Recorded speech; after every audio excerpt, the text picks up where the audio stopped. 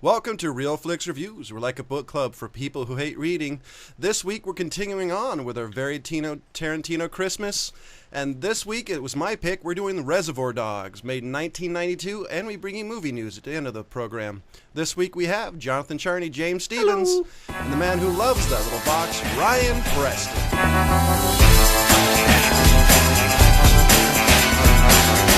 This week was my pick, and we're doing the movie Reservoir Dogs, made in 92. Which one of you guys has what it's about? Well, I like Dogs. You like Dogs?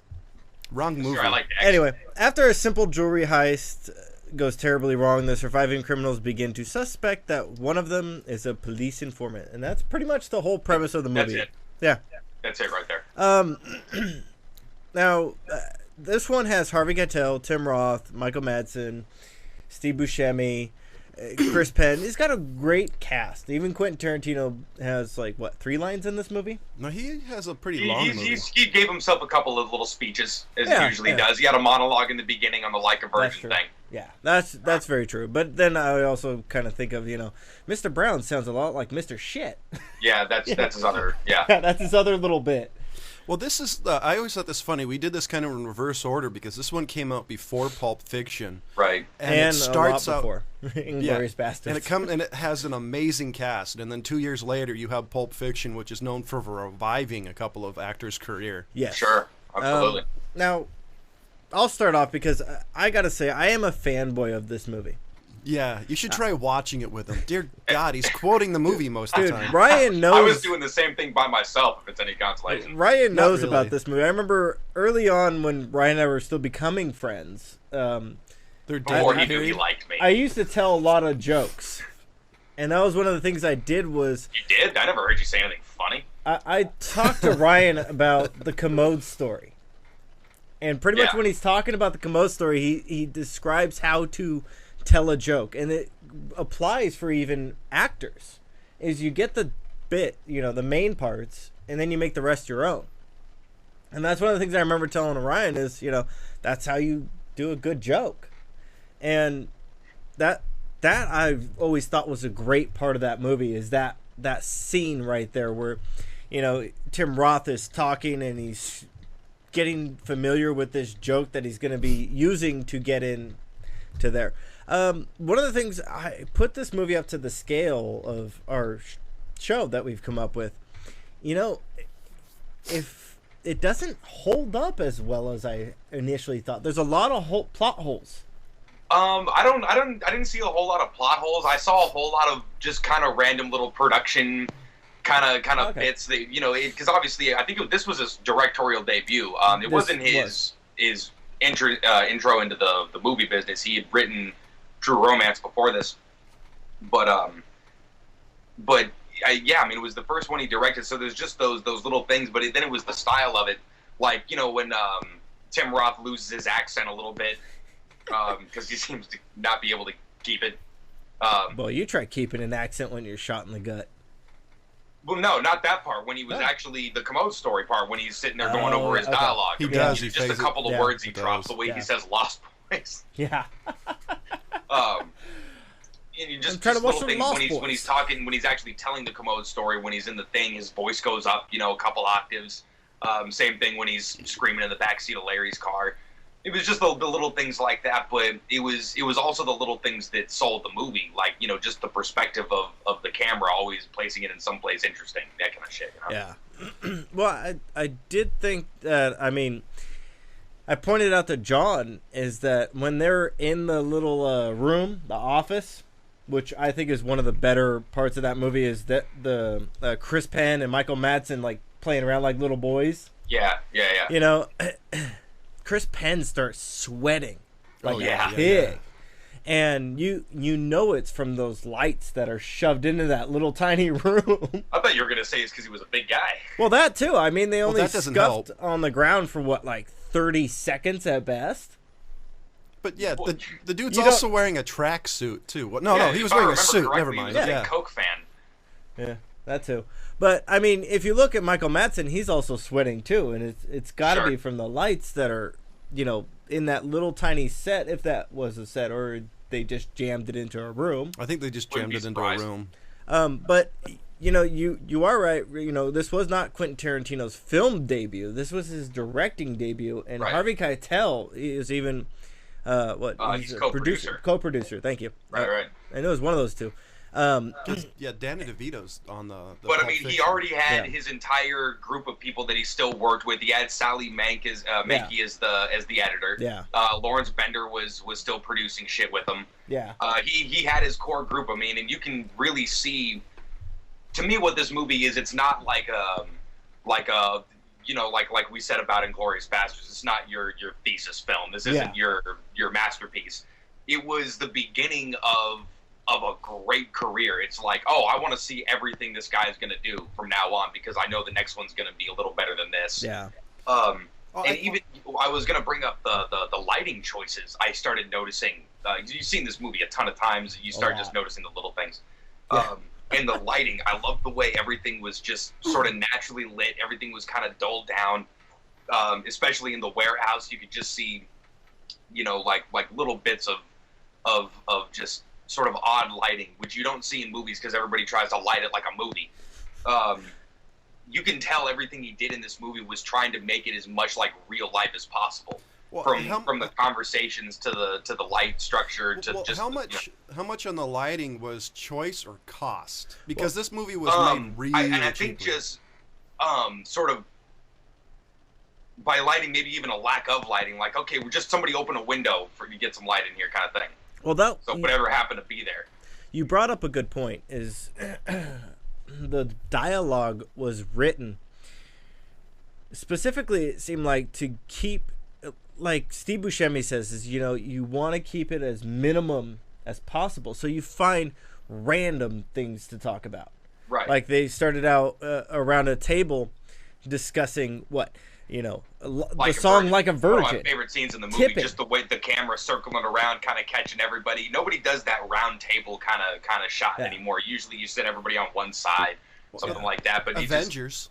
Going back and forth, and you're just kind of picking up little bits and things about the characters as they go on, and it couldn't be more of a natural conversation, Yeah, so that's one of the big things that I have to say is the writing in here is fantastic. I mean, Mr. Blunt has some of the best lines ever. Are you gonna bark, little doggy? Are you gonna bark all day, little doggy? Or are you gonna bite? Except for the fact you use that in real life. And then I have used it in real life. I've seen them. And then the other one is the one of. If they hadn't done what I told them not to do, they'd still be alive. I mean, I love Michael Madsen. I mean, this is after watching this movie and then looking at his career up until Kill Bill. He really didn't do anything after that. Well, he's a great actor. He did Free Willy, dude. Come on, dude. Well, he was that's a tank on his career. Well, man. there was that movie with Charlie Sheen. It was Above the Law or Beyond the Law. It was the one where he played a biker named Blood. Okay, so his that's role what was I'm actually saying. pretty good though. That acting role, if you actually watch it, is really similar to this. Yeah, he did a good job with that role. But I mean, they weren't blockbusters. I mean, Free Willy was the closest he got to a blockbuster. Well, it was the closest he ever got to a mainstream type of movie. Outside of Kill Bill. Well, Kill Bill was mainstream just because so many people it's just after a certain point you just cross over. I agree with Ryan. The only reason why I think Kill Bill became popular is because everybody started really liking Tarantino. Otherwise, Tarantino became popular. Yeah, you know what that's I mean? the only His movies became mainstream. It just he did. It was like the Beatles. You can't be you can't be counterculture when the majority of the people like your shit. Then you're just culture. Well, that's what Tarantino did. I mean, he was counterculture for a second with Reservoir Dogs, and then he just crossed over into everybody likes his shit. No, I think everybody caught up to Tarantino. Right. Yeah. Well, what I was trying to say about Michael Madsen is Michael Madsen, if you actually look at him on IMDb, he has 213 acting roles. Sure. Yeah. How many starring or main characters has he really played? Well, in how many big movies or how many things that you know? I mean, he's got a lot of. That's what I mean. He's got a lot of starring roles in a lot of just kind of indie movies. Small releases, direct to DVD kind of shit. He's just a crazy working actor. The fact that he can make a career out of that is actually impressive. It is. Really, I mean, there's people like him and Steve Buscemi and Trees and Lounge? Tim Roth to a certain degree, not so much anymore. Trees Lounge?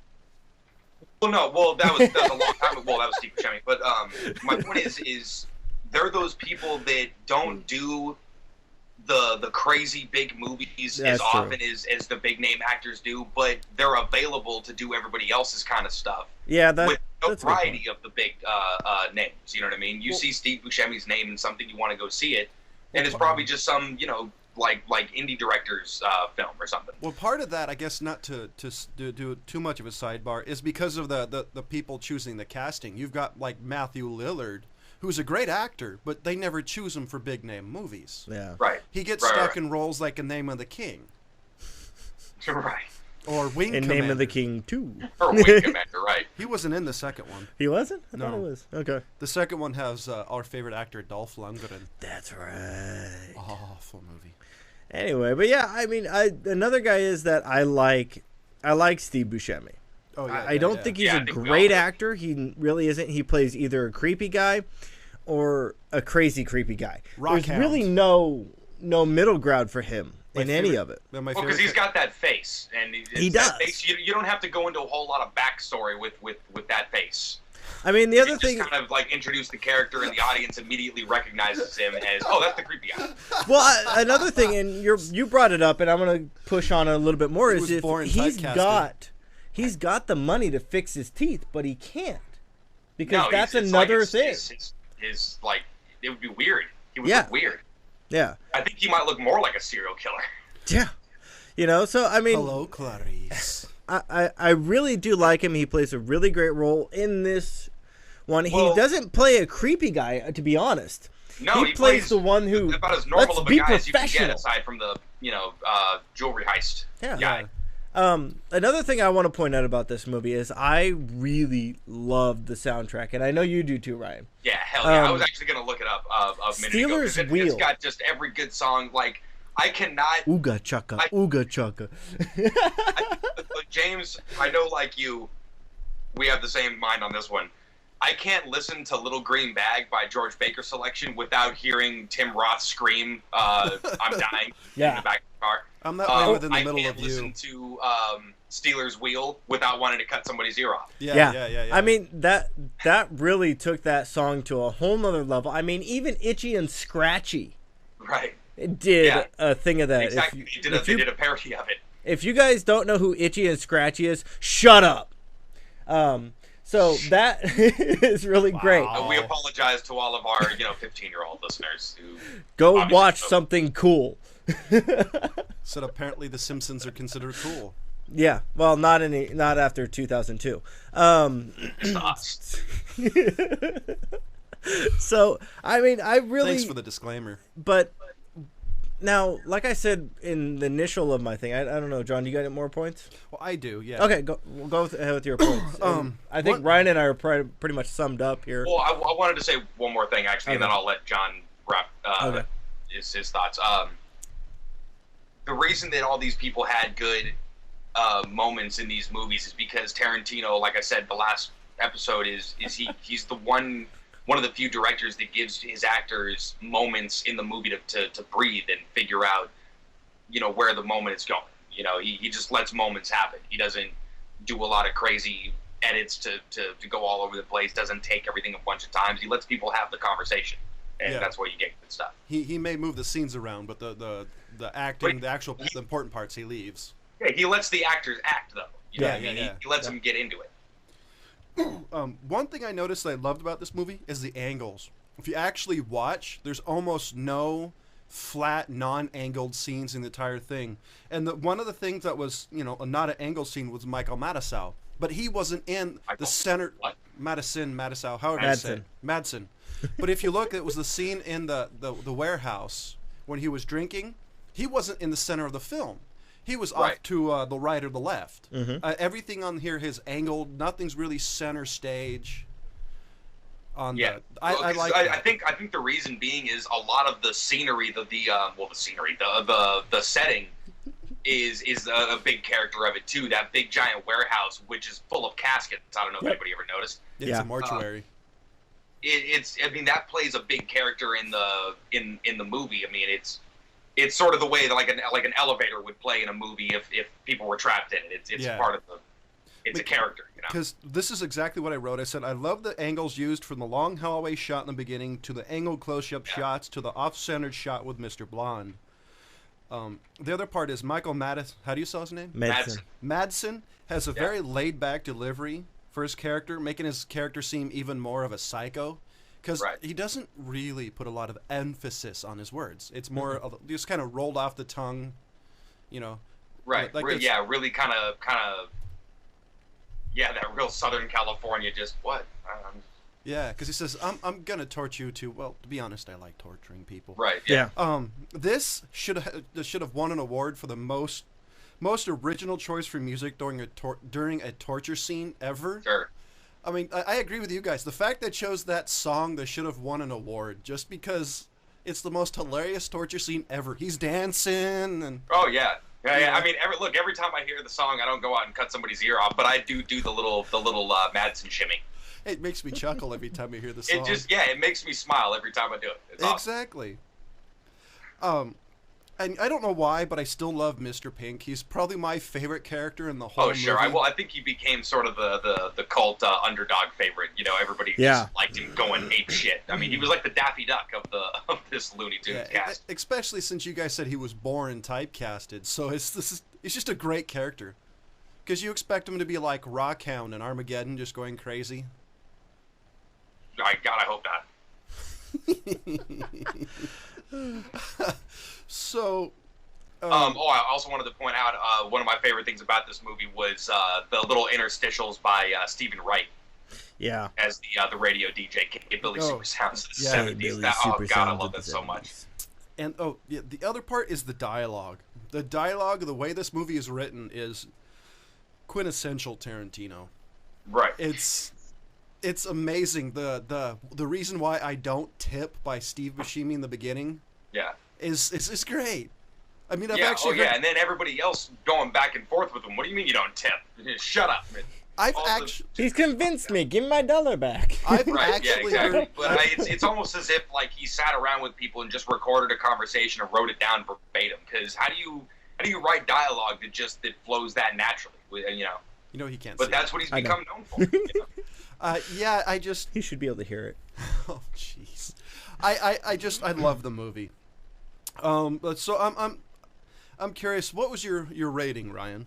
I give it a 4, dude, for a lot of reasons.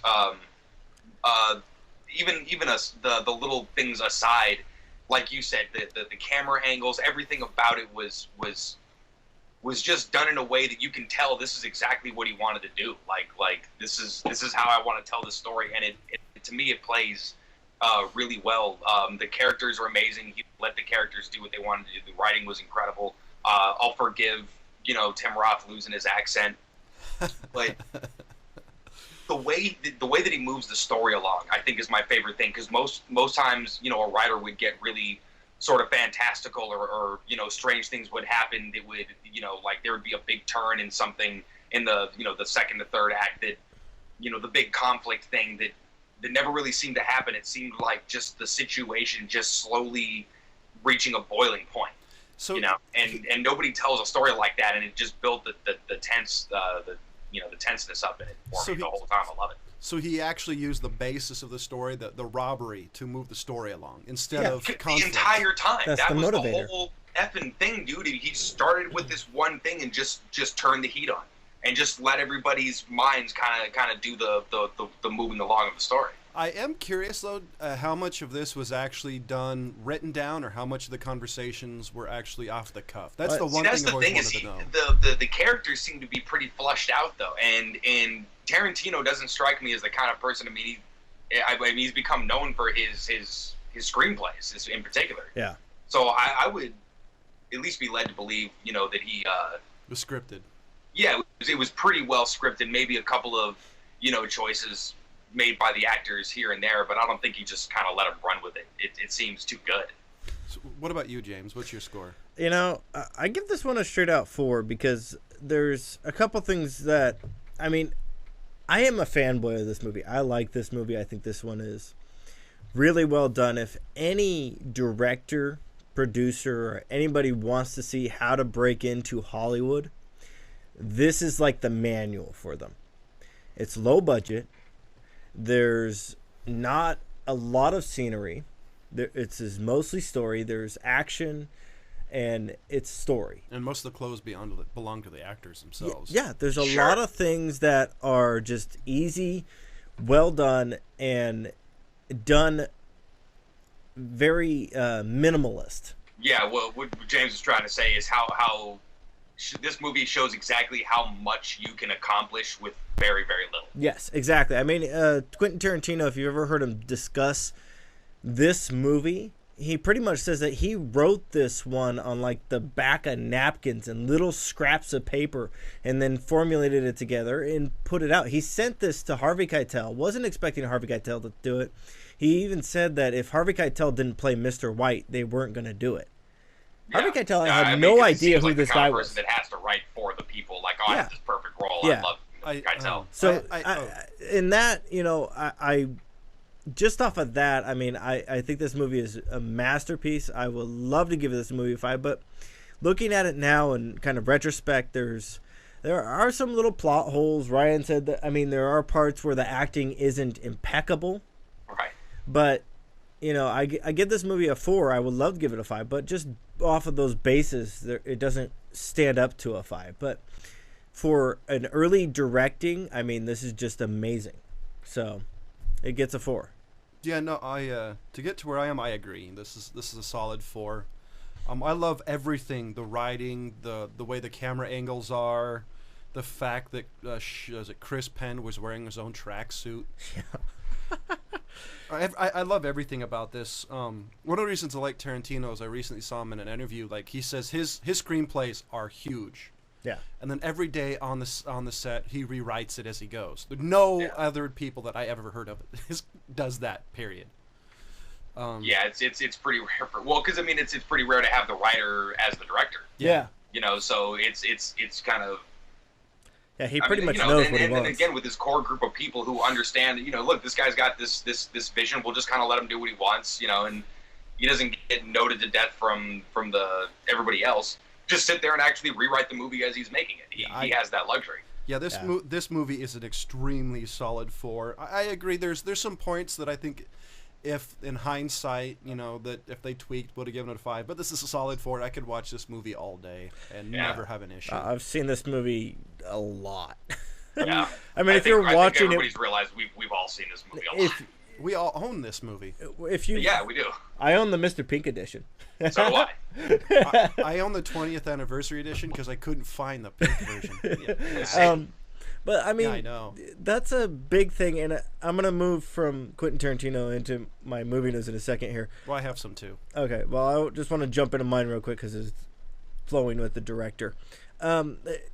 He is a really big fan of movies. I've said this before, and it really does show in the way that he treats his movies. Oh, hardcore. And he's really into his discography. discography. Part of the reason why he is able to adjust his screenplay is because he knows the actors, and he's okay with the actors ad-libbing. The characters that he wants. I think knowing the characters is almost a little bit more important because if you choose the right actors, you can tweak the character and it should be within the actors you choose to be able to go with the modifications. Yeah. And one of the guys that I also really respect who isn't really mainstream until actually the last 2 movies he did is Guy Ritchie. I really do like this guy.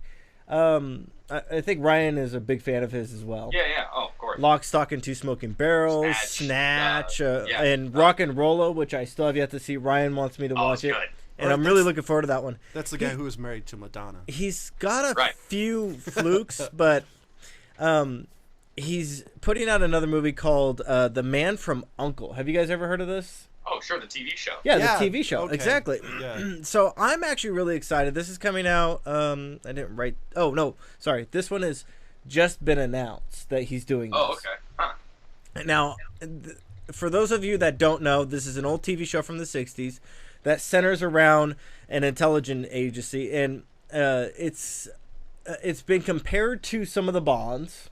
Yeah, well, shoot, it's been So, compared to some of the Bonds. I really like Guy Ritchie, and I am actually really kind of excited to see how his take on a Bond type movie is going to be. So now I have a lot of respect for him, except for Game of Shadows. I really thought his grotesque use of 3D, slow motion, stop and follow around and see this little explosion and blah, blah, blah, blah, blah. Made? I mean, which Game of Shadows? Wait, was it anywhere near the Matrix? It's 2011. Oh, wait. Oh, what? no, yeah, this was the second Sherlock Holmes. Yes. Oh, okay. I was going to say, because depending on what year it was made, if it was anywhere around the Matrix, every movie past that for 5 years overused slow motion CG. Well, shit, the thing that I think he did here was he did a little bit of it in the first Sherlock Holmes. A little. I mean, which when played really well, but I mean, the second one got a little silly. I mean, no, that did not get silly. That got grotesque.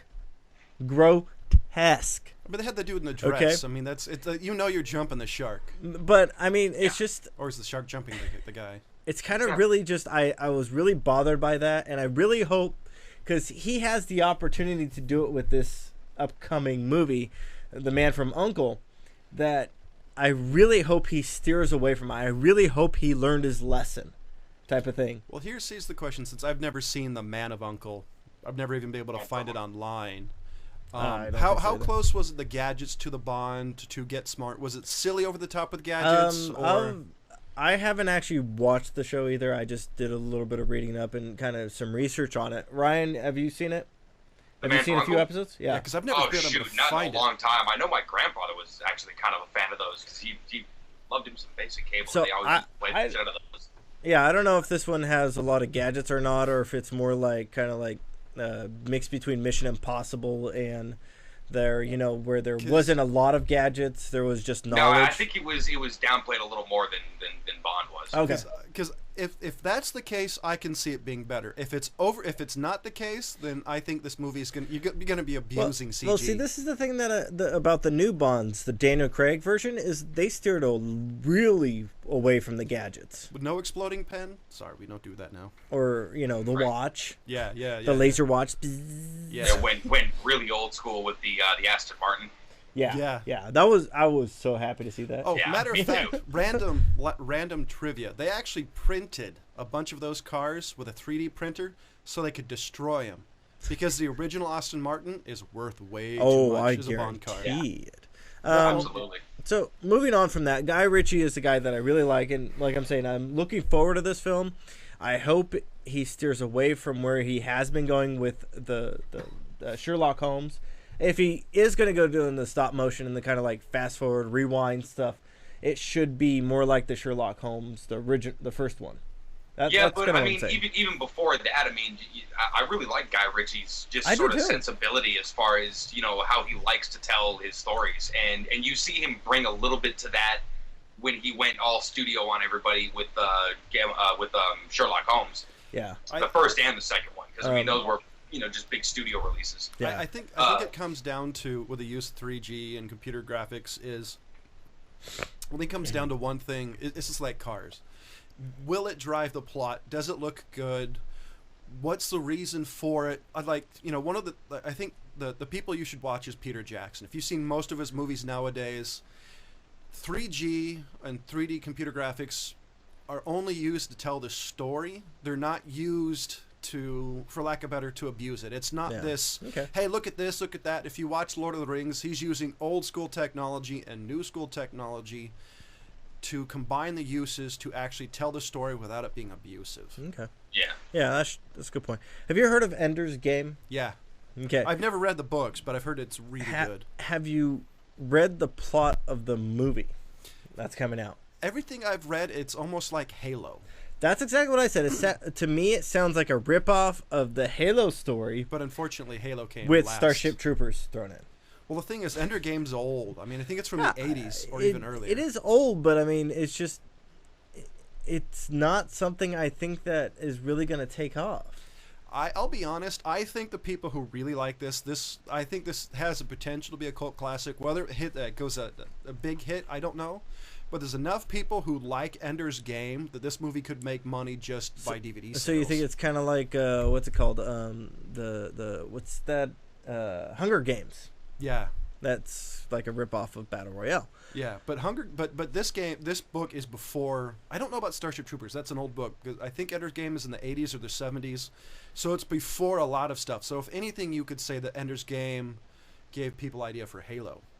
Okay. The basic soldier story. That's interesting. Or Except at least for the to rip thing off that of he's supposed to have some like mental stuff or Yeah. powers or something. So it's not quite like Halo. It's a little bit different, but it's an elite force. What about the movie Soldier with Kurt Russell? Bad movie, I realize, but wow. well, Moving on. story-wise. So if you look at 2013, all I can really see in the future for this coming year is end of the world movies and zombie movies. I mean, like World War Z, Maggie, the end of the world, After Earth, which is kind of looking all right. It's a Shyamalan Ding Dong, Will Smith, and Jaden Smith, which I like those two. Mad Max. Evil Dead, The Host, Warm Bodies, and like you said, Mad Max. And there's also a couple that I think are going to end the world, like Fast and Furious 6, Hangover 3, which, I mean, is that like the new National Lampoon? Which one? The Hangover 3. We got Scary Movie 5 coming out, G.I. Joe Retaliation. Well, here, and, wait, hold on. I got one more for you guys. And we can't forget Ryan Gosling's new flick, The Place Beyond the Pines, which is this is the premise. Are you ready?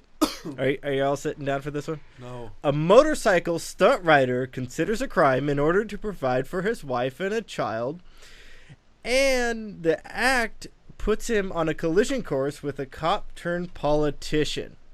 Now, what does that sound like to you guys? Boring. Drive. And it also looks like he's got a crappy leather jacket on, too. Does he leave it with crusted blood all over it the whole time? It's a ripoff of Drive. Well, it literally sort of. sounds It's the same role, but it's the same different movie. freaking role, except for this time, instead of some guy who he's like hitting on the wife and trying to take care of the kid, he has the wife and the kid. That's really what it sounds like. Wow. But all right, so I'll give you guys a little bit of hope. And coming forward in Christmas of next year is 47 Ronin. Oh, really? Yes. Now this director is called Carl Rinch. I think that's how you pronounce it. And this is very interesting because he only has short films to his credit. So this is an up-and-coming director that I'm going to go look at. I'm going to try to track down his shorts so I can watch him and to see what he's capable of. But I have really wanted to see a movie like this because this is what, if you guys know the movie Ronin, this is what they were talking about in the movie. Well, there was that one scene with the old man who was explaining the whole story of the exactly of the Ronin. And that's what this movie is about. It's about those Ronin ninjas. So as long as there's no over Samurai. the top Or samurai, sorry, chase yes. scene like in Ronin. Not the ninjas, but blasphemy. shut up. What'd you say? What was that? Huh? Do you have anything to discuss? Huh? What? Yeah. What? No? I just wanted to say I'm looking forward to This Is 40. It looks good. Which one? Wow. This Is 40. This is 40. Yeah, Which the one's Judd that? Apatow flick with Leslie Mann and Paul Rudd. Yeah. Okay. I was going to say the one I'm looking forward to is the new J.J. Abrams Star Trek, Descent in the Darkness. Yes. Yeah, that too. Yeah. I've actually pulled Orion and been trying not to pay attention to it, Yep. just so I can be surprised. I've gotten really good at it now. Really? Oh yeah, well shoot, I did it with Dark Knight Rises. Didn't I see don't know anything about it how until I you- saw it in the theater. I don't know how was you hard. did that. That's impressive. That's really impressive. That is pretty impressive, even with the Yeah, shooting. I didn't even look at any bus stop ads. The other one, do you ride the bus a lot? The other No, one, but I have You to can't drive go with horse past blinders on like just it. to not glance off to the right Yeah. and see what the hell Bane was gonna look like. You know? the other one that looks interesting is possible story for Transformers 4. No, of course there is is. the There's possibly a story for Transformers 14. Well, the Unicron. Yeah, I hope no not. Yeah, joke. Unicron might be in the fourth one. Who gives a shit at this point? I mean, they've burned us so many times. Well, I mean, no, the people that go back are just glutton for punishment. Here's kind of what I'm hoping, just because I think it would be funny. The original 1980s cartoon movie had Unicron. I'm Yeah, I hoping know. it's going to be on a dead-on copy. But That would would be kind of funny. Because that's why I want to see it. Just because it's going to not have Shia LaBeouf, not going to have any of that. I just want to see it just because I want to. I just think it would be funny as hell. Because to do it, they got to have the Dinobots. And who's the whore? What's her name? Who was in that movie too? It was Shia LaBeouf. Jamie Foxx? No, the whore. Megan Fox. Thank you. Yeah, I mean, she annoyed the crap out of me in that movie too. She annoyed the crap out of everybody. She even annoyed the crap out of Steven Spielberg or one of those people enough that she got fired from her job. Well, I think the only thing that bugged me about the Megan Fox character and what they did to the character. We've gone over. Yeah. Yeah, we've gone over. So any other final finishing statements before we end today's program? No, I'm just laughing so hard about Ryan just saying that because we seriously did get burned a ton. Oh, hardcore. Yeah, but at this point, I think they think that we could just do this forever because people still seem to keep coming. Well, they do that thing. with Fast and Furious movies. I mean, this only stops when you people stop going to see this shit. You understand that? Yeah, you can't go see it if it. Ah, shit. Okay, just breathe. Calm down. Down. Good boy. So, ladies and gentlemen, so ladies and gentlemen, this is another rare hat trick for Real Flix Reviews. I gave this movie, I gave Reservoir Dogs a 4. James gave it a 4, and Ryan gave it a 4. And next week we're watching Transformers. Dear God, thank you we're not. And the week after that, Ryan's not going to be here because Ryan will be dead. Yeah, Ryan will shot himself in the face. Next week we should be doing the movie Django Unchained, which is for another Quentin Tarantino movie. Who's going to see that shit Christmas Day? I can't. I think I'm going to. I'm trying to talk to my parents to go with us. I want. Well, see, I'm just going to wait till everybody's the kids are all beaked up on sugar and running around with their stuff. Everybody's going to be distracted by them. I'm going to just slip out the back door and go. Don't forget your yarmulke. Oh, of course not. You stole enough of them. Sorry, people out there that don't know that joke. Jews go to. Didn't steal it. Movies. There was a dispenser that had them. It was. So, ladies and gentlemen, just go in and snatch one off a guy's head. So, ladies and gentlemen, next week's Real Flix Reviews may be a little late, but it will be next week. But it's Christmas, for crying out loud, so cut us some slack. Yeah. Exactly, what he said. So, ladies and gentlemen, for Jonathan Charney, James Stevens, and Ryan Preston, we'll see you next week. They will support you. They will do referrals between clients. You can't ask for a more complete marketing package. We love the windfall!